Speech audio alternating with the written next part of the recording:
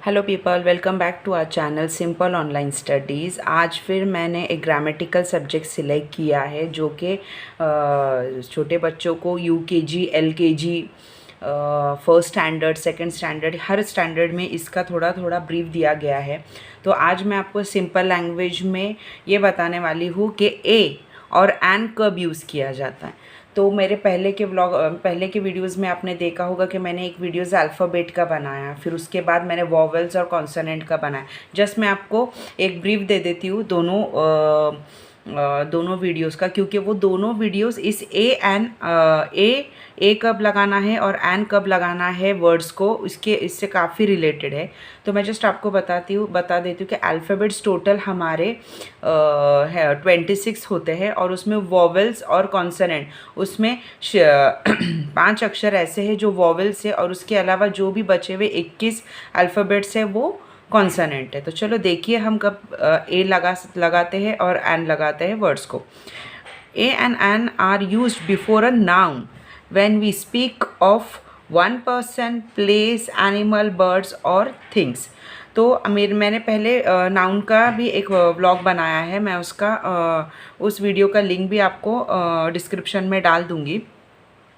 तो नाउन मैं एक बार फिर से बता दूंगी कि नाउन वर्ड किसे कहते हैं। नाउन वर्ड कोई इंसान का नाम हो, कोई जगह का नाम हो, जानवर का नाम हो, या पक्षी का नाम हो, या फिर कोई चीज़ का नाम हो, तो उसे नाउन कहते हैं।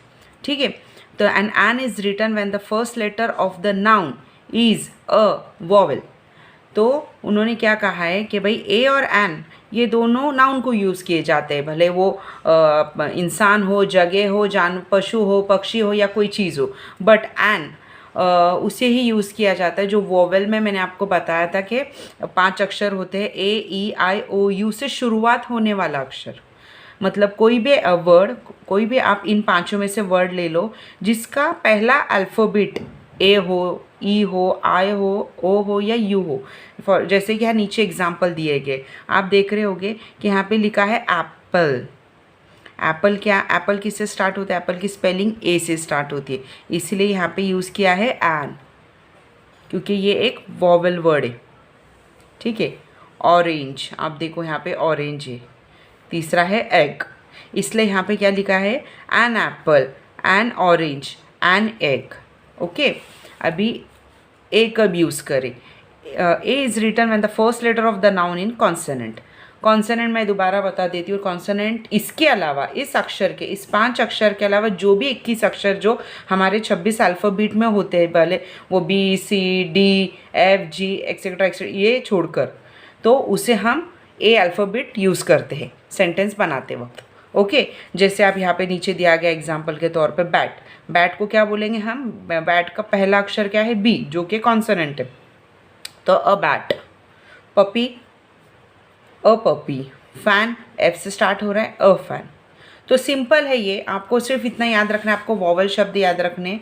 आपको इस ए और एन कब यूज़ किया जाता है? कोई भी सेंटेंस स्टार्ट करने के पहले अगर उसमें कोई अक्षर, उसके बाद वाला जो अक्षर नाउन है, और उसकी अगर पहले अक्षर की बाद वाला वर्ड नाउन है और उसका पहला alphabet A, E, I, O, U से स्टार्ट होने वाला होगा, तो आपको एन यूज़ करना है। उसके अलावा जो भी वर्ड्स आते हैं उसे हम ए से स्टार्ट कर सकते हैं।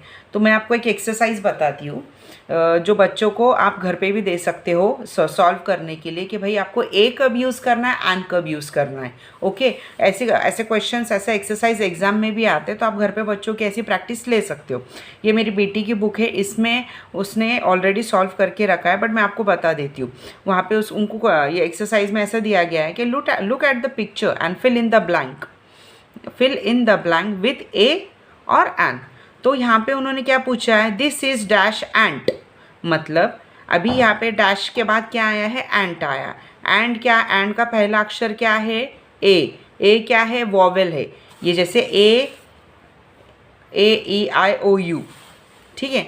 तो ए, ई, आई, ओ, यू, तो इसीलिए this is an ant. Okay. अभी आप यहाँ पे देखो, सेकंड है दिस इज डैश हॉर्स। अभी ये एच तो वॉवेल नहीं है, ये है कॉन्सोनेंट, तो क्या लिखोगे आप? This is a horse. Simple. अभी यहाँ पे दिस इज डैश कॉक, ये सी फिर से कॉन्सोनेंट है, तो इसको आप क्या लिखोगे, दिस इज़ अ कॉक। अभी ये है इग्लू। अभी इग्लू की स्पेलिंग कैसे स्टार्ट होती है, आई से। आई क्या है, वॉवेल है, तो आप कैसे लिखोगे, this is an igloo. Next है temple, this is a temple, this is dash temple, तो आप क्या लिखोगे, टी तो कॉन्सोनेंट है, पहला अक्षर टी, तो उसको लिखोगे अ, दिस इज अ टेम्पल। अभी यहाँ पे दोबारा क्या आ रहा है, बी आ रहा है, बी क्या है, मतलब यहाँ पे बेल है, दिस इज डैश बेल, तो आप क्या लिखोगे, दिस इज अ बेल। अभी यहाँ पे लास्ट आ रहा है, लास्ट सेकंड आ रहा है, दिस इज डैश अम्ब्रेला। अभी यू क्या आ रहा है, वॉवेल है यू, तो आप क्या लिखोगे, दिस इज एन अम्ब्रेला। अभी लास्ट आ रहा है ऑनियन, ओ क्या है, ये फिर से वॉवेल है, तो आप इसे फिर से लिखोगे, दिस इज एन ऑनियन। तो इस सिंपल कॉन्सेप्ट है, आपको सिर्फ ए और एन का क्लियर कॉन्सेप्ट है कि आपको वॉवेल्स और कॉन्सोनेंट याद रखना है। इसमें अगर मैंने सिंपल से एक्सरसाइज में आपको एक्सप्लेन किया है, अगर आपको इसमें कुछ भी क्वेरीज हो या कुछ भी आप चाहते हो कि मैं इसमें और डिटेल एक्सप्लेनेशन लूँ, तो आप प्लीज़ मुझे कमेंट सेक्शन में बता सकते हैं, मैं उसको दोबारा एक्सप्लेन करूँगी।